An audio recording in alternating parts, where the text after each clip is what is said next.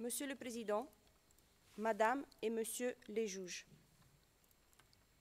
726 victimes participent à ce procès. Femmes, hommes, enfants, qui ont directement souffert des événements qui se sont déroulés en République de Côte d'Ivoire entre le 27 novembre 2010 et le 8 mai 2011.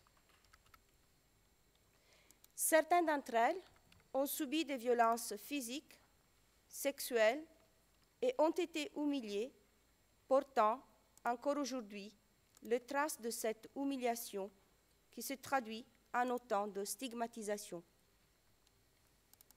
Pour d'autres, le meurtre de ceux qui leur étaient chers, notamment membres de leur famille, est inscrit de manière indélébile dans leur mémoire. Toutes ont souffert de dommages moraux, des souffrances psychologiques, et à cela s'ajoutent, pour la plupart d'entre elles, des souffrances physiques. Briser le silence. C'est en grande partie ce à quoi aspirent les victimes que je représente aujourd'hui. Briser le silence qui entoure les événements terribles auxquels elles ont été confrontées. Le silence comme frein à la justice, la parole comme premier pas vers l'établissement de la vérité et vers un accès à la justice.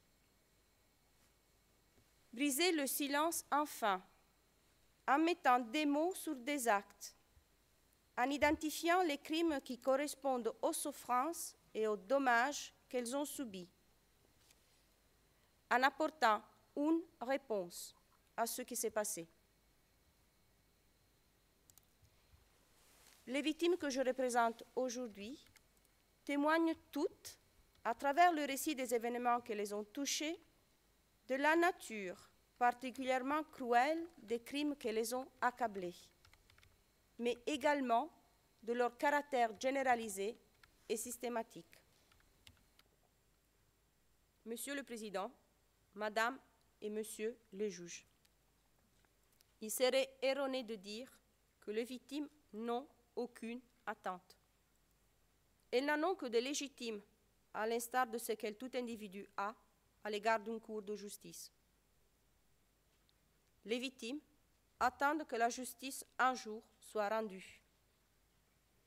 Les victimes attendent que la vérité soit faite sur les exactions commises pour que leur souffrance d'aujourd'hui puisse être apaisée, mais surtout pour que les crimes et les erreurs du passé ne se répètent pas dans l'histoire de la Côte d'Ivoire.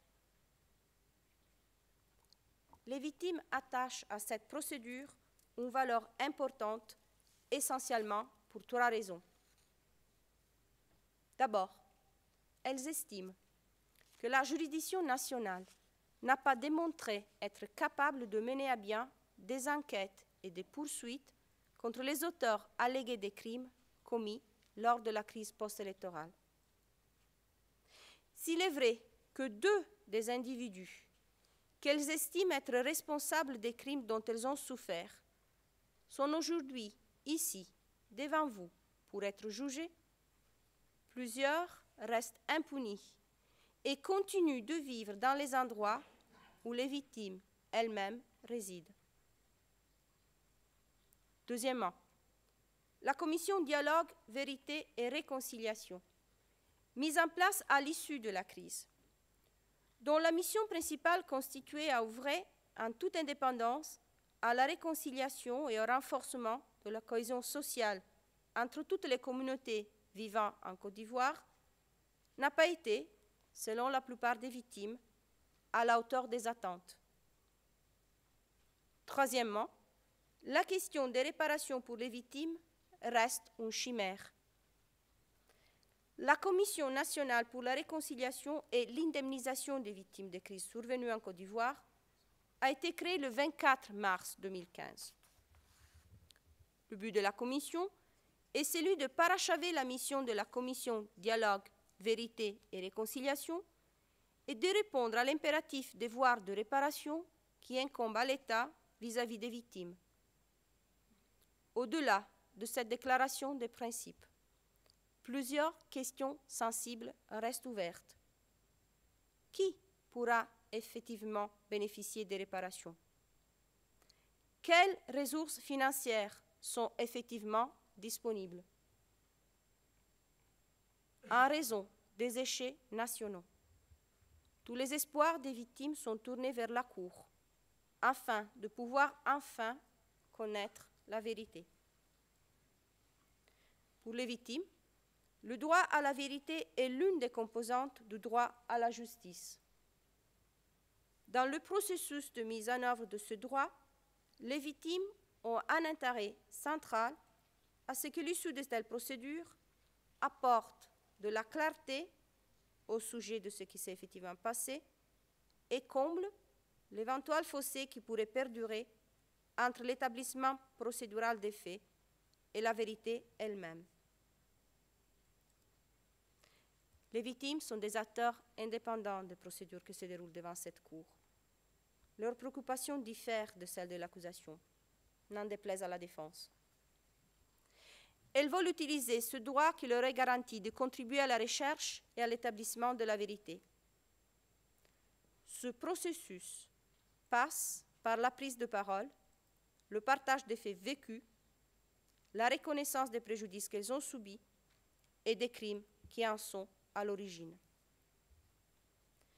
Le choix des victimes de demander à participer à la procédure est avant tout une démarche individuelle, permettant à chacune d'entre elles de transmettre une partie de leur histoire et de leur connaissance des événements.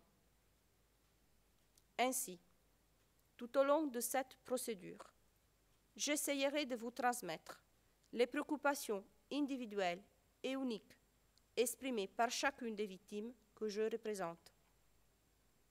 Car nous devons tous garder à l'esprit que l'histoire que nous allons tous ensemble essayer de retracer au sein de ce forum ne reflète pas seulement le passé, mais aussi le présent et le futur. En définitive, rappelons-nous tout au long de ce procès que ce sont les victimes qui sont au cœur de la procédure. Elles en sont la triste raison d'être. Ainsi, derrière les termes juridiques et techniques que chaque participant sera amené à utiliser, n'oublions pas que des centaines de femmes, d'hommes et enfants sont attentifs à l'évolution de ces procédures.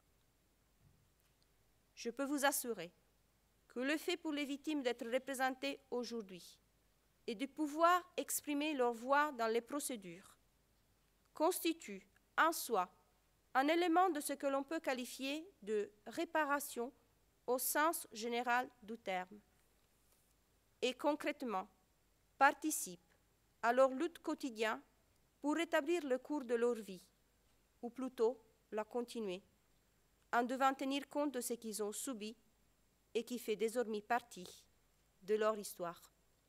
Je vous remercie.